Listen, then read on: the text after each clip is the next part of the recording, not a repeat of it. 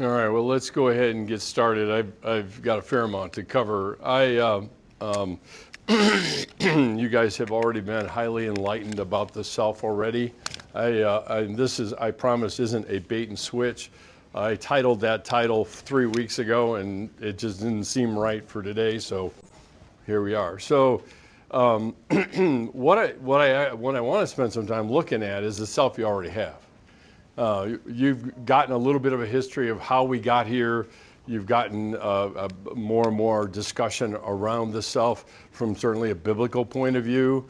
But I want to look and kind of bring it from just a slightly different angle to talk about this, and also just introduce a concept that I have worked on for a few years that I think has something to offer us as far as maybe another dimension of how we get to where we are. And one of the things that I know some of the speakers, certainly in that panel, mention the word shame, and that's going to figure into some of the things that we're going to talk about here. And I end up, I'm not a theologian. I'm not the son of one. I am looking at this from a thoroughly practical point of view, in the sense of a little bit like Dr. Burkhardt said. I've sat across the table from people for a long, long time, and I've seen things happen and processes kind of get put in place, and they find. And I think there was one question about, I have all of these struggles. I can't seem to keep. Yeah, my words will work one of these times. I can't seem to overcome it. And one of the things that I think we have to take into account every time that we're talking about this as to how we get someplace is our development itself.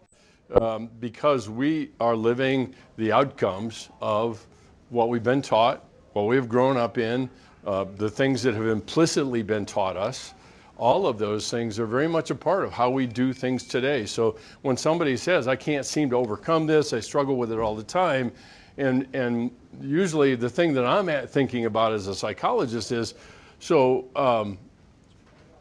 there's already a narrative going on in that person's mind and heart. And if I don't know that narrative, then I don't know how they arrived at where they are and why it is that this is such a struggle.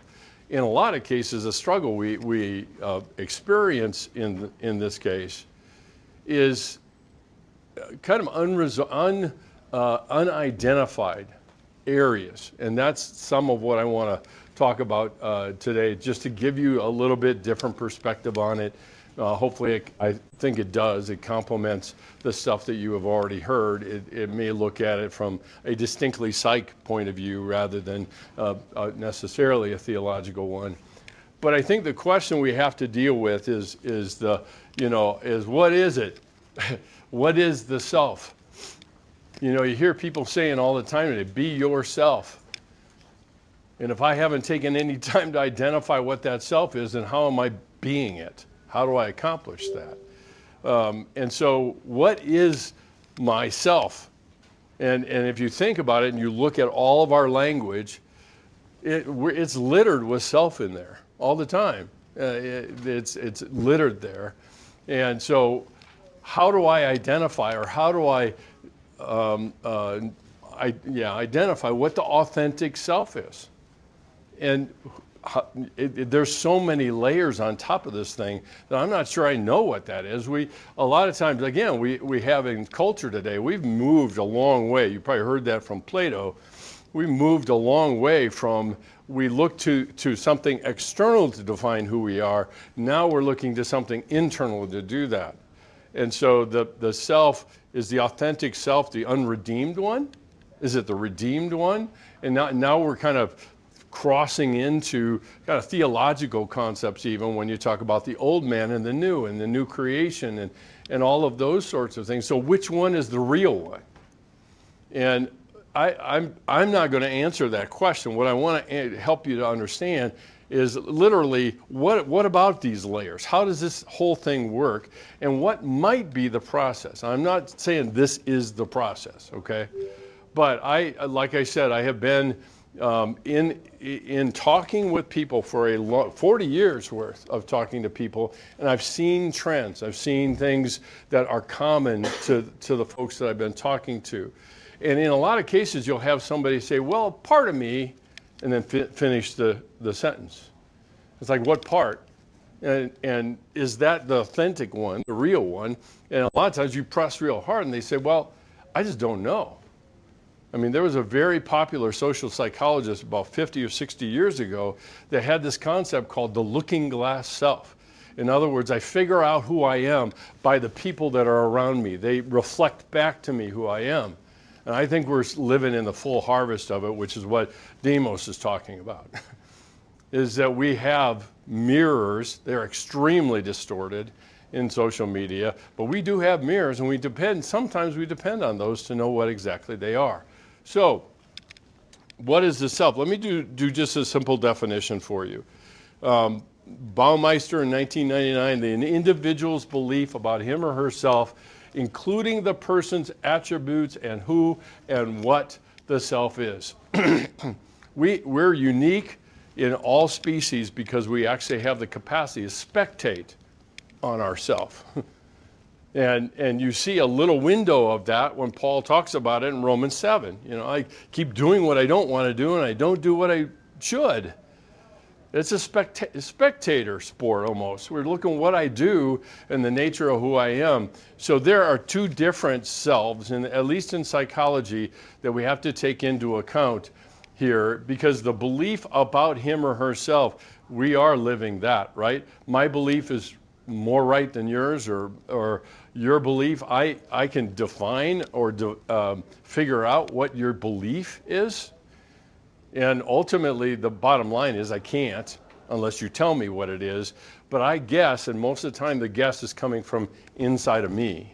And we oftentimes won't identify that. So the existential self actually develops very early in life when the little one figures out that they're separate from their mom, probably the main caregiver.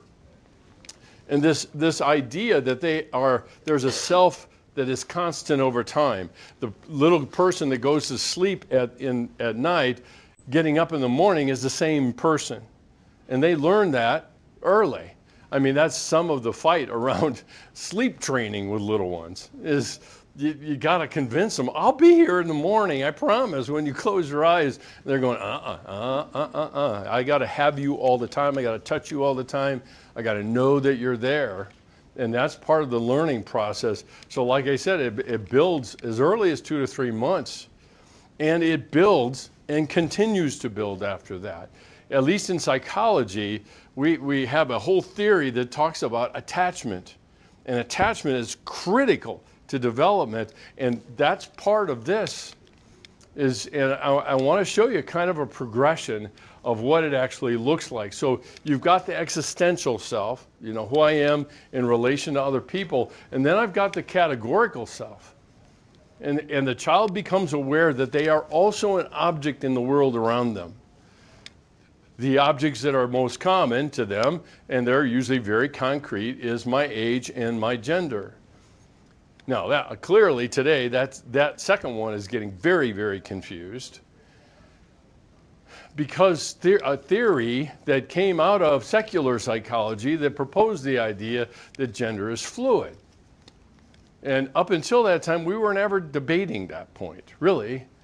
And so the stable characteristics is part of what the categorical self is. I'm nice, I like to read, I'm a brother or a sister. All of those are part of the category of what makes me me. But during this time of that they notice is I exist and I'm related to as an object.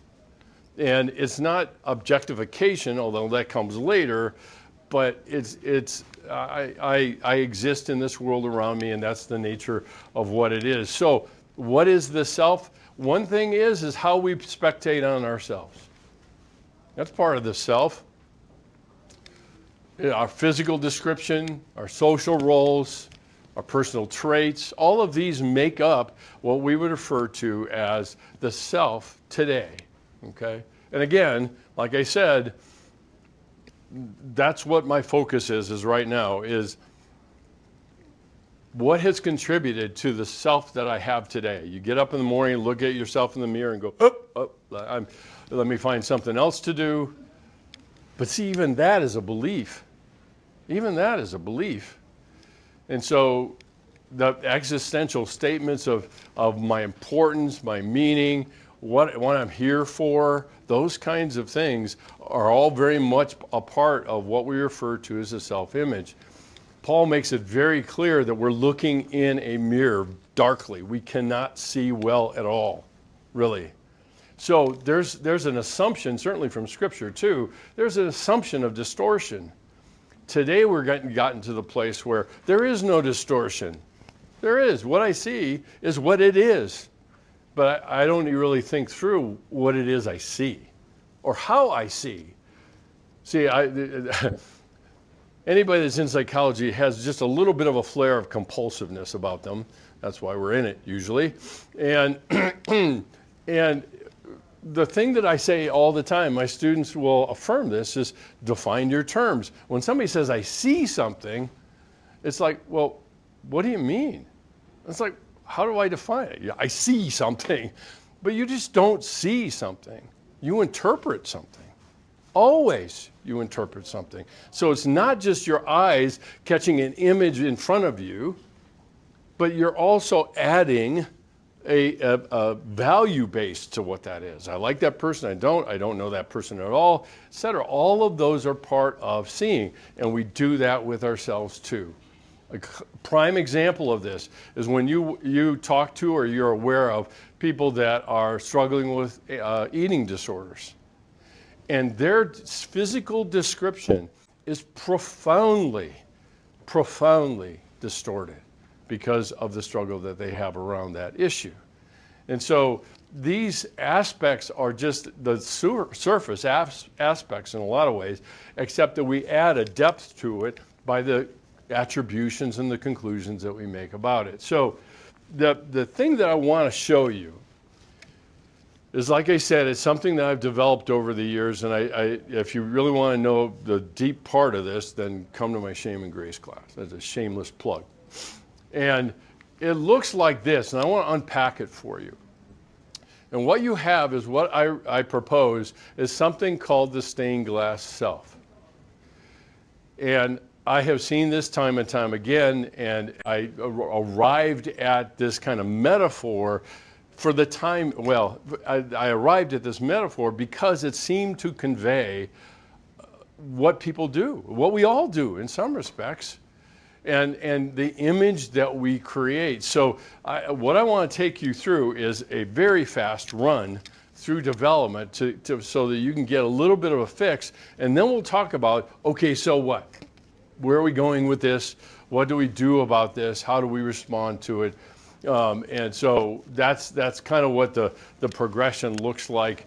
The very first thing is where everything starts is in infancy.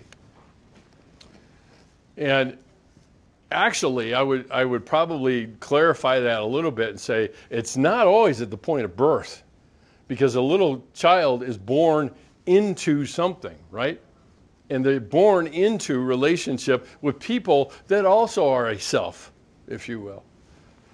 And so in this case, when a child is born, they have no self. Their mom and dad is them. They're highly calibrated against mom's emotions. We've got study after study that talk about infants stiffening when mom's stressed, because they sense it. And that's there's no demarcation between them and their caregiver. The same way with self-awareness. They don't know that. Some of that leads to exactly why they oftentimes are very fun to watch and entertaining, because they don't think anything about what people watching and what they're doing. They just give it a shot and see what happens. There's a certain freedom in that, for sure. And the thing that I would point to is, in most cases, kids grow up in a context of acceptance. And that gives them freedom. The freedom to make mistakes and do things and look a little funny And because they're not noticing it, and then the adults start chuckling, and then they're going, oh, they find that funny. Let me do that again, over and over and over again, right? And so there is no myself in infancy, and I am others and others are me. And that's really the nature of how that works. That's how we develop, and it starts in infancy. So the one thing I will note in terms of even our culture today, oftentimes there's one of these missing. One of the parents is missing. And that has a direct impact on development. We tend to really underestimate the effect, if you will, and I've been talking about this even in my lifespan, is the effect of fatherlessness in our country today. And the impact that it has, not just on the fact that the dad is gone, but the fact that it impacts development in the kiddo as they develop. So when we move from infancy to childhood, something interesting begins to happen. And what happens is this boundary between the kid and even their caregivers firms up. And they say something that annoys every parent of a 2-year-old. Mine and me. And those kinds of utterances that, put parents' teeth on edge. But why? Because now I can possess me. I can possess me. I know what's mine and what isn't mine. So what do we rush to then teach the kids? Sharing, right? Because I can possess something, and that also means I can possess me. And so the differentiation begins, and with that, there is a boundary that is created around that little one, and this doesn't quite capture it because in some respects, there are 3 circles now, not 1.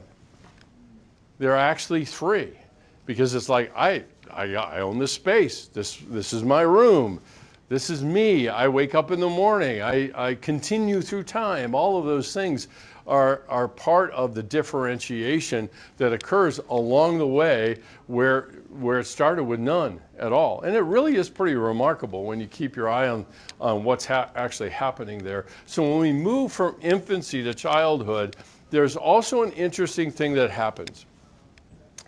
And in a lot of cases, a lot of adults react to this part of life development and often communicate to their kids indirectly, sometimes directly, that when they misbehave, they are bad. Now, the parent may not say that. They may not. But because a kid's world is revolving around them, and that's the the old man kinds of things that we often talk about, then they can say, you did something wrong, or you shouldn't have done that, or you shouldn't have lied, or whatever, and the kid says, I'm bad. That's what that means, I'm bad. And essentially what begins to happen is cracks begin to form. Now think about the circle around the kid as a piece of glass. Think of it in that way, because we're going to build this metaphor as we go. And cracks begin to form in this. It's still intact. I mean, how many have a windshield like that? You got cracks in it and you still drive, right? It's still there. Of course, glass is the laminate, but we won't get into that. But these images now begin to get incorporated into what we refer to as the self. So because I do something bad, I am bad. And it's a natural distortion kids make, but it is really the foundational piece of where the essence of internal shame occurs. And so the idea then of correction in kids, what ends up happening is that these cracks that occur, they begin to fossilize. And so now the glass is there, and you can see through it, but the external begins to define the value of the internal over and over and over again. And in most developmental theory, one of the biggest challenges of kids growing up is trust. Trust of their caregiver, their predictability, all of those things. And really, when you think about it, their trust of the caregiver gets translated to their trust of God. It does. And so cracks in the glass begin to fossilize into different parts, if you will. Okay? And they identify internally themselves. They identify this is good, this is acceptable, this is bad. And so they show more and more of these different parts of themselves. And you can see it in kids. The minute they go off to school, in a lot of cases, early childhood and then into elementary school ages, they begin to realize, hey, I got some power. I can show these parts, I can hide these parts, and that works pretty well. And that's all part of what we're referring to here as the self that is developing under development. So the fossilization, the social context of the child now begins to expand. They go from just my family now to preschool and eventually into elementary school, and the context gets bigger. There are more people to track, if you will, in terms of their opinions of them and how they behave and what they do and everything like that. And they begin to understand this relationship between the interior and exterior, and the relationship between them, that they can show some and not the others. They learn this very early. And in a lot of cases, if you begin to use this metaphor, it brings some things very much into focus.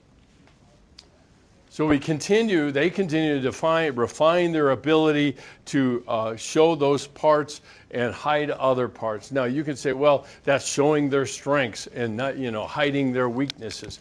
Yeah, you can use that kind of language for sure. At the same time, the next question or the comment is, well, what's so bad about that? It's not bad at the front end. But where it takes them is what oftentimes is the issue. And that's what I want to help you kind of focus on. So they begin to understand this. More cracks occur. They begin to fossilize into place. And some are, like I said, acceptable. Some are unacceptable. They also are developing at the same time greater perceptual skills or cognitive skills of reading people. I have 2 grandsons. My oldest one is an expert at reading the adult's emotional state. And he watches very closely about that. And that perceptual skill is not shared by his younger brother. His younger brother's named Desi. I call him Destructo Desi because he just goes everywhere, and wherever he goes, he leaves a trail behind him of destruction. Why? Because he hasn't developed those skills. He understands the displeasure of his parents, but that's momentary in a lot of cases. So the fossilization continues to develop over time. And by the time we get to school age, what we have is what I refer to as stained glass 1.0. Because this is the first real attempt oftentimes from kids. And again, this is not universal. I understand there's different processes for different kids and how they get after it. But this is the first real attempt to hide certain parts. Maybe their family life. Maybe there's certain relationships. Maybe things that have happened to them already by this time. And they begin to understand that they have the power to divert attention to these various parts that are approved of and distract attention away from the things that is not okay. Is not okay. And so they are oftentimes developing this image of being a pleaser. They please people. Now, the interesting dynamic in any kind of family is how kids arrange themselves.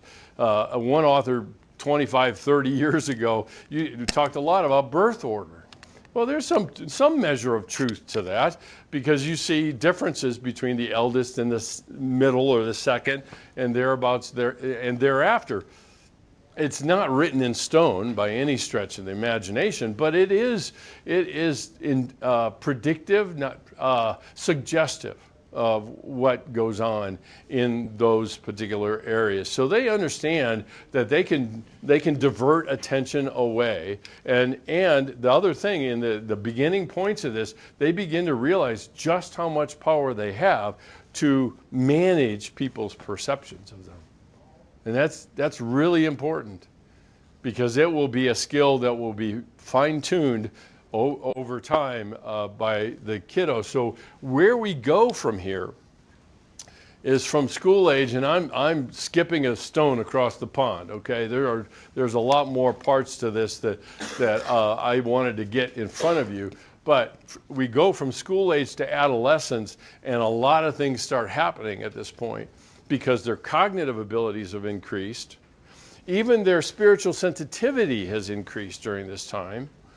And there's something they conclude based on their social environment, and that is that the color of their skin, the background of their parents, the fashion of their clothes, their spiritual orientation are all how they will be decided, their worth will be decided, how it will be decided. So slowly but surely, very, very insidiously, there's connections being made between me in here and you out there. And what goes on in here and the conclusions I make about those things are incrementally increased over time. They are not dramatically increased over time. Now they can be. You add trauma into the picture with a kiddo, and pretty dramatically you can have big changes over time.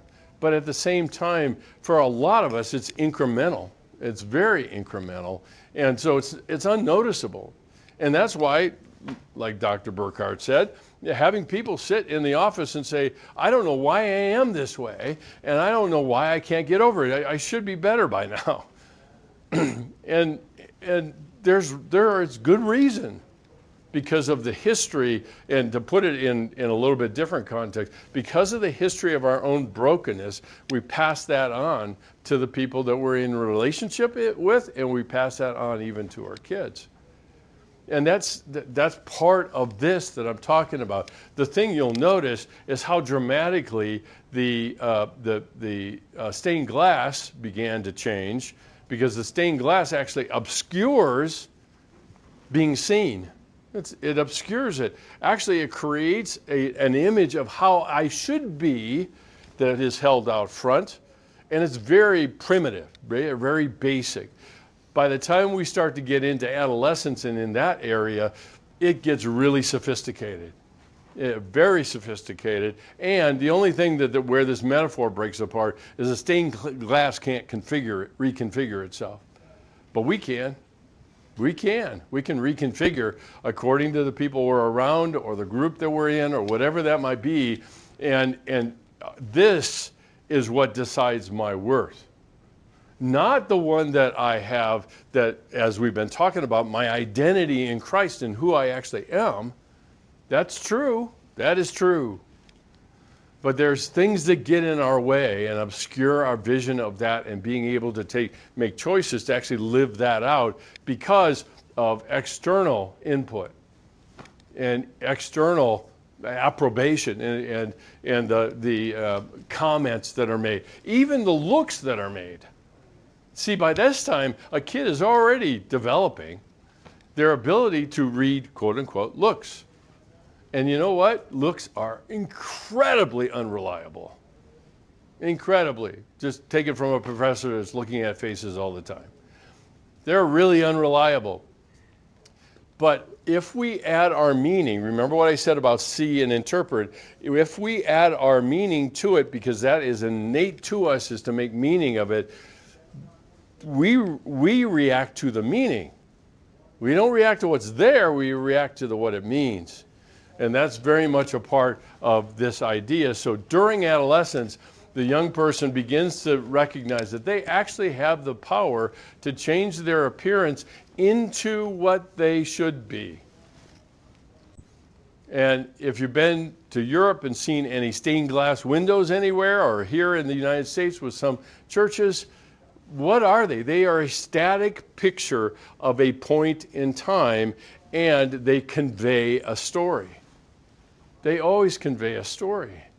And our stained glass does in a lot of ways. It conveys a story.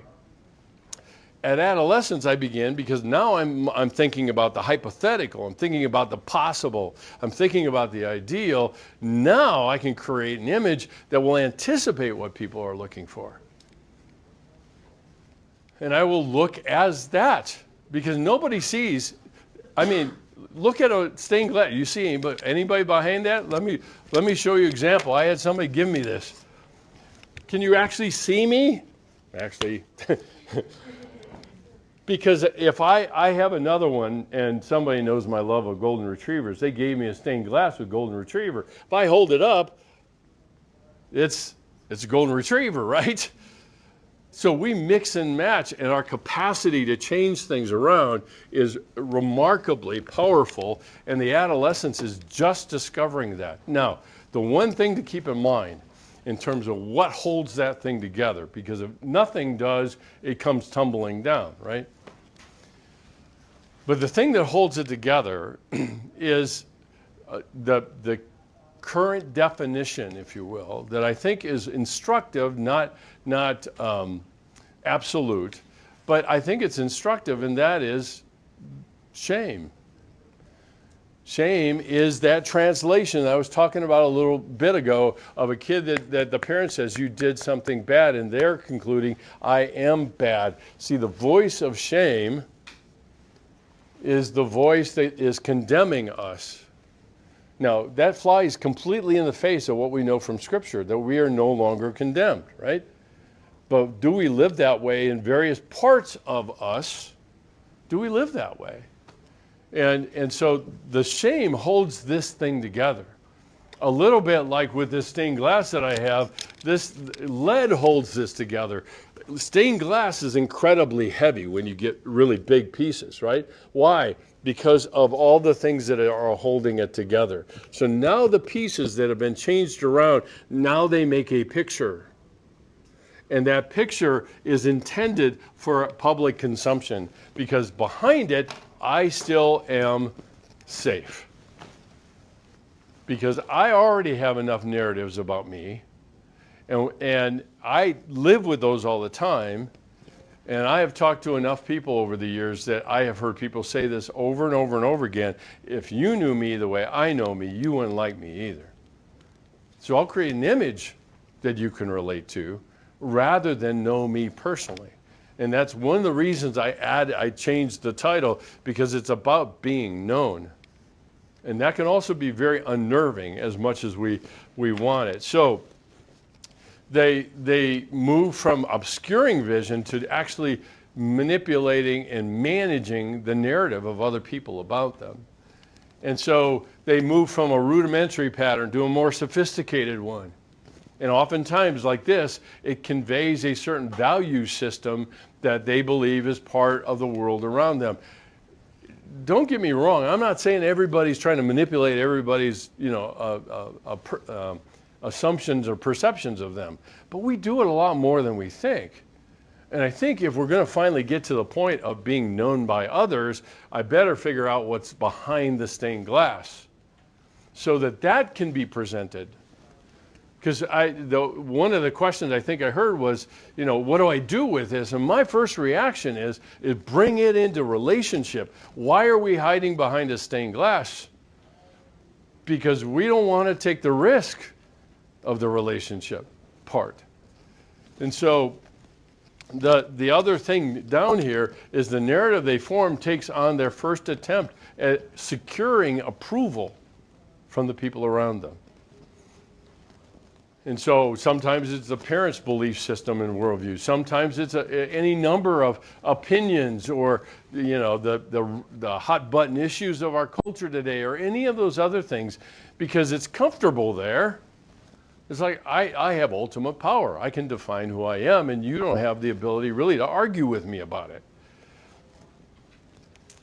But we've moved from a culture that looks to God to define us to the outside of us defining us. And it's an important aspect, and adolescents often figure this out. They figure this out very quickly, and they get more and more sophisticated in the stained glass that they present. So they are primarily concerned with what they appear in the eyes of others. This is one of the reasons, the embedded reasons why Demos is over there talking about social media. Because this is the approval of others and appearance management. This is social media on steroids. And that's exactly why it has come to be as powerful as it is. Because it touches one key weak point within us and within our soul, and that is, I want to know, without a shadow of a doubt, that I am worth something, and just being told I am isn't enough. And it's like, okay, then how do I get there? And the thing that we always miss, I think, and not, not that I catch things other people don't, I'm not saying that, but the thing that we miss is that it's in the context that I was born into. It's in the context of relationship that I begin to understand God's love for me and his enduring grace for me, and how truth can be fitted to my needs to help me.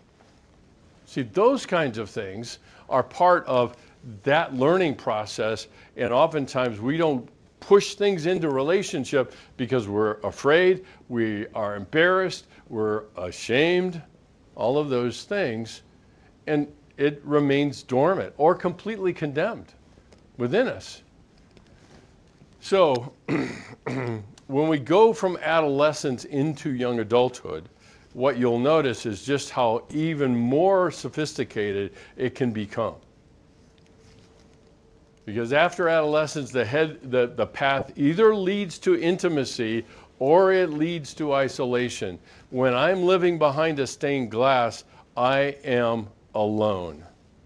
One of the greatest things that you will hear, most frequent things you will hear amongst the people of this time and our generation is one thing, and that's loneliness. And I think, quite honestly, it's because they're wanting to live behind a stained glass rather than be known as they are.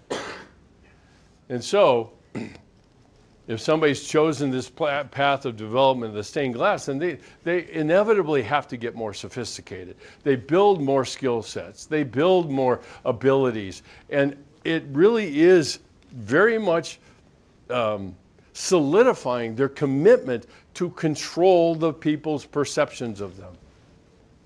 And that aspect of it in relationships. If you want to, if you wonder why a relationship is struggling, the first thing I'm going to start looking at is how do each person try to control the other? Because they don't trust them.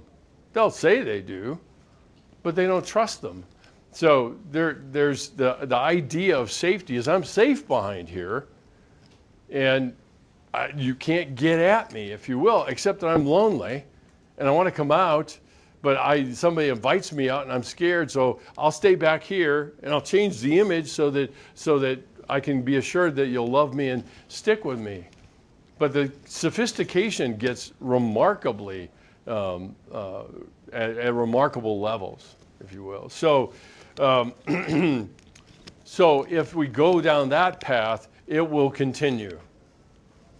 And it usually, in a lot of cases, when the commitment to control and the lack of trust in a relationship reigns supreme, those two, the people that are involved in that, are kind of like two porcupines on a cold winter's night. They get too close, they poke each other. They get too far away, they don't have enough heat. And so they find just the right distance to create a dance of control and counter control and everything that goes with it. And that just continues. So in some respects, some of those relationships look pretty darn stable. But there's something lurking underneath it that we have to pay attention to. But what about if we head toward intimacy? And that's kind of what I want to land on here. is what about the choice for intimacy? Inevitably, when I teach this material in my class, students are saying, well, wait a minute, this is bleak. I mean, how do we reverse the trend of creating images for people to buy? And sometimes people get so invested in that image, when you ask them the question I asked you, who am I? They say, well, I don't really know. Because I've been so busy crafting this image for people. So how do we reverse the effects? There are 3 different things that I would suggest to you as to how we go about kind of reversing this. The very, very first thing is discontent or dissatisfaction with the way things are. It starts there. And this is a lot of times where people will take foot in hand and come to a counselor. But the thing is that most counselors will tell you, people come in and they say, give me 12 quick steps to fix my problem and I'm out of here. And it's like, yeah, it doesn't quite work that way. And so discontent, we seem to be committed to 2 basic things in our culture today: happiness and comfort. And so discomfort is not okay.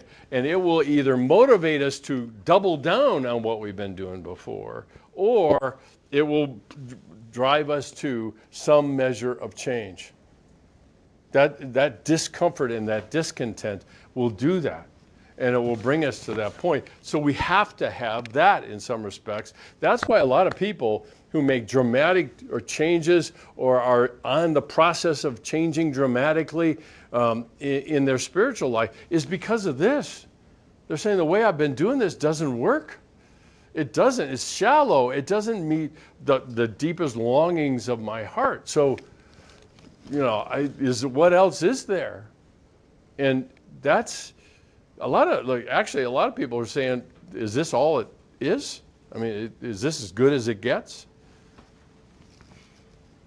And that is the statement of the beginning, potentially, of change. It is not a guarantee of change, but it starts with discontent. The next thing that comes up after that is taking some time to self-reflect.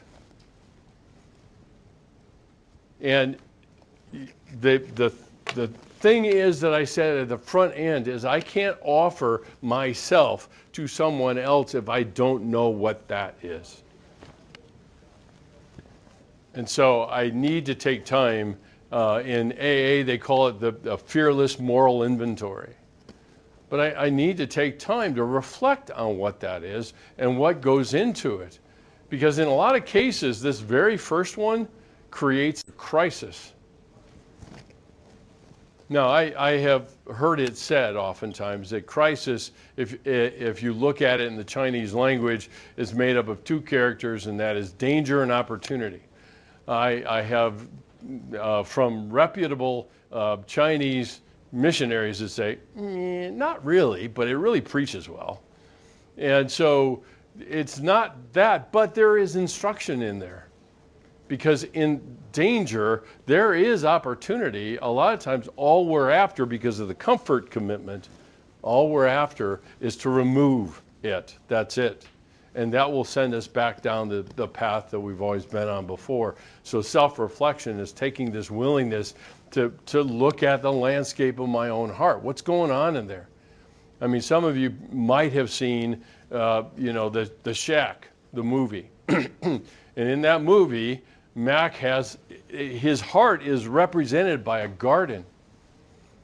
And he's walking around, and his comment to the character that plays the Holy Spirit is, this is a mess.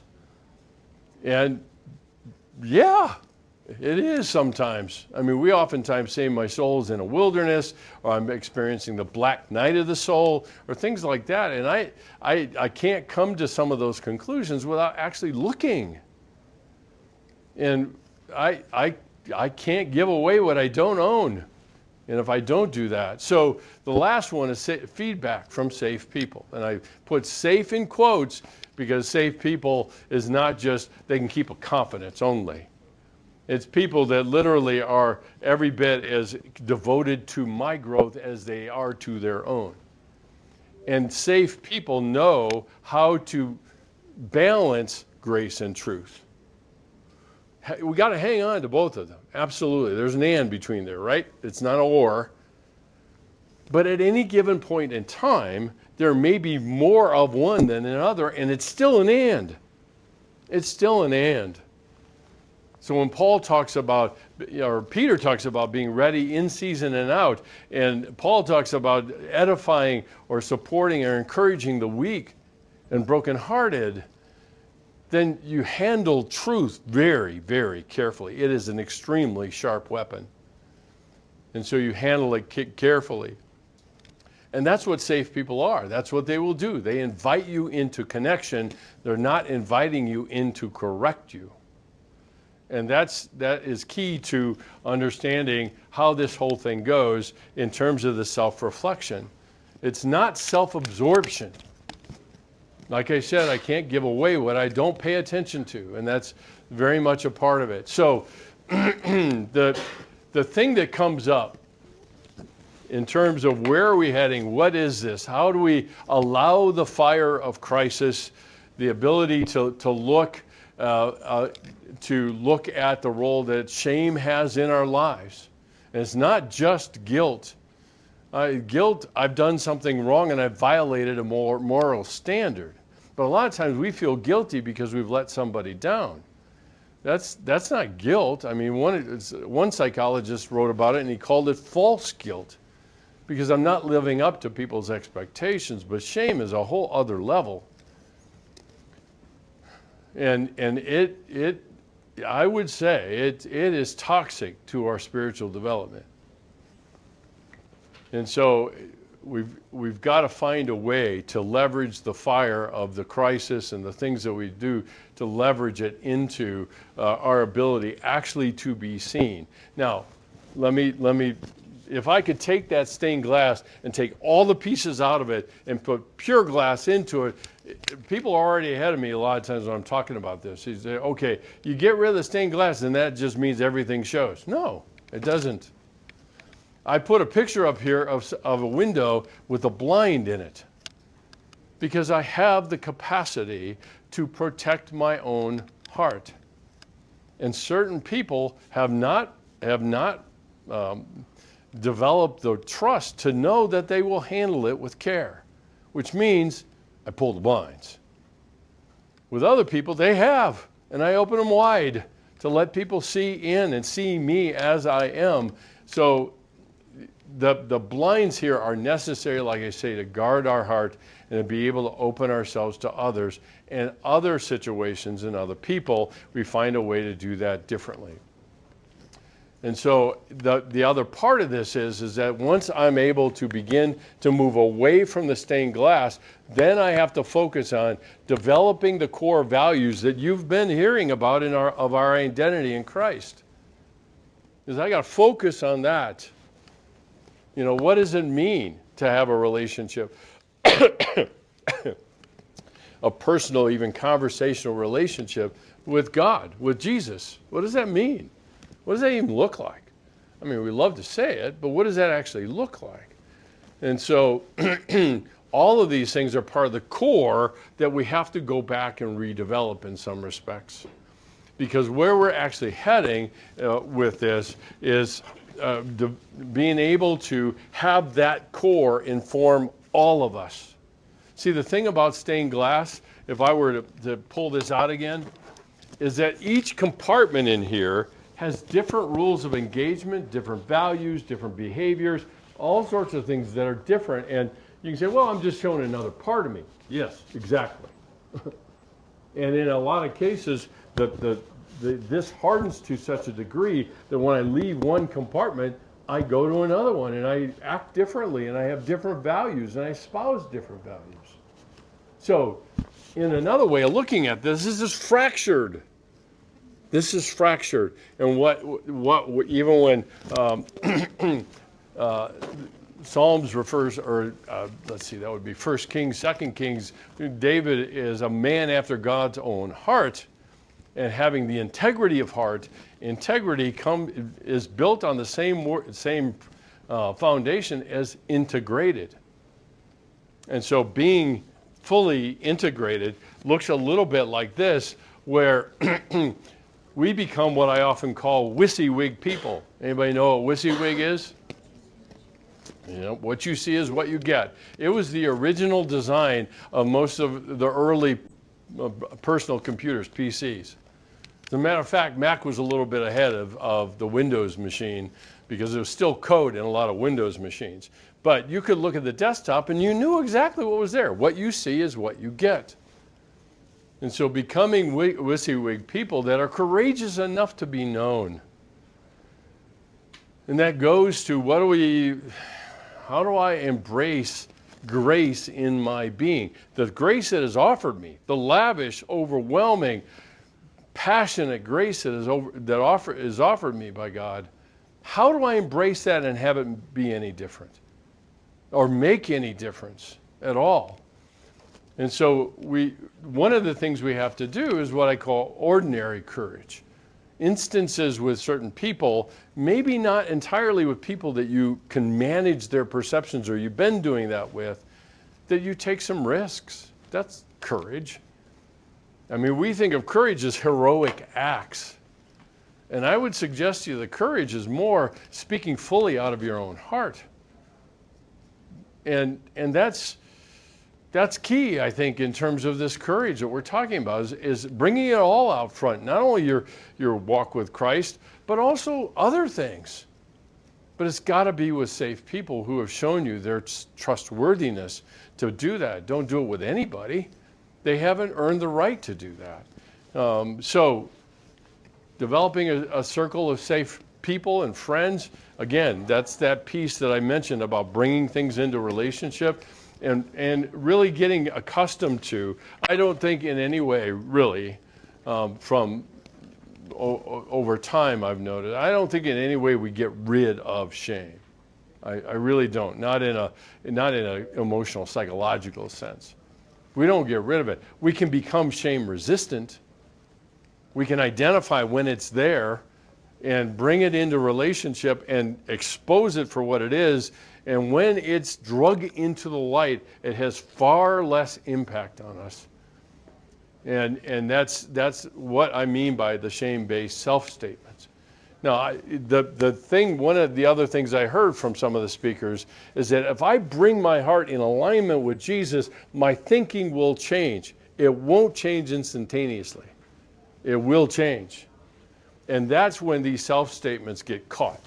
I did that. Yep, there it is. There it is again. And I have somebody that's kind of walking the journey with me, and I say, I did it again. It came out. It controlled what I did. I walked away, whatever the reason is. And that's the interior aspects of where we have come from. Again, it is a very shallow look at that. I'm running out of time here. But that's one way to think about it. Like I said, I'm not saying it's the only way.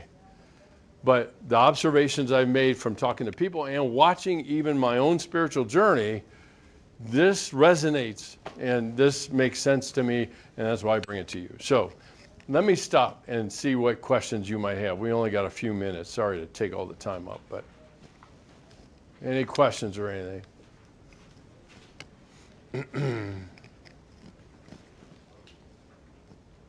Gosh, I've stunned them into silence. Yes? So with implementing this, how do you think society itself is moving forward regarding this method, and what do you think could be a solution to somebody that's behind stained glass, how to connect with that person? Yeah. What process are you referring to? So when we talk about young adulthood, oh, right. The intimacy and isolation, how would you connect with somebody in isolation, because that's what seems to be what most people do? Yeah. Yeah, and I think it's grace in action called patience. And remain in relationship. Don't use your relationship as hostage taking. And remain in relationship with the person and allow them to, in terms of hanging out. I think Derek said that his dad wasn't a Christian, and he still hangs out with him, right? And that's the kind of, that is subtle influence that because Jesus and the Holy Spirit live in us, influence is happening in that regard. So the same way, to some degree, you don't take a sledgehammer to somebody's stained glass, but you invite them out, and sometimes they'll come out. And then what you're saying is, thank you. I love seeing you this way. That it means a lot. And see, I think that's where change happens in a lot of ways. So, yes, you have your hand up? Yeah. I was going to ask, how do you believe that language is the way that we communicate with one another is actually the way that we view ourselves? The language? Yeah. Oh, I think it's profoundly impactful. Because in a lot of cases, the language you use in our heads is the language you use out here.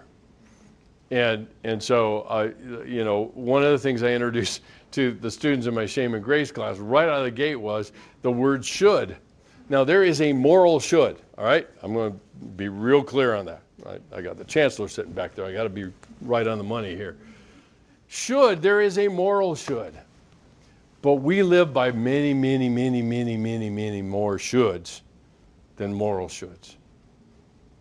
And that's that language alone. And I won't do it to y'all. I do it to my classes. It's like I could ruin your day, and I would say count the number of times you use the word should. And I think out there it'd suddenly go quiet because we use it all the time. We use it as an imperative. And so, yeah, I think language, that's how we frame the world. That's how kids learn how to frame the world, is through language. Language is symbolic. It takes their experiences and puts it into a symbol that is common to all of us. So, yeah, it is profound. That internal narrative is extremely powerful. And I think, quite honestly, we end up underestimating the power that it has. So, any other questions? Yes? How do you balance the idea of being like what you see is what you get, but then also the blinds to keep, you safe? Because I feel like there's a difference between hiding behind the blinds and then also being overly like, I'm not hiding myself at all, like. Yeah. Overly. Yeah, no boundaries at all, right? Right, and the blinds could just substitute for the stained glass, right? Potentially.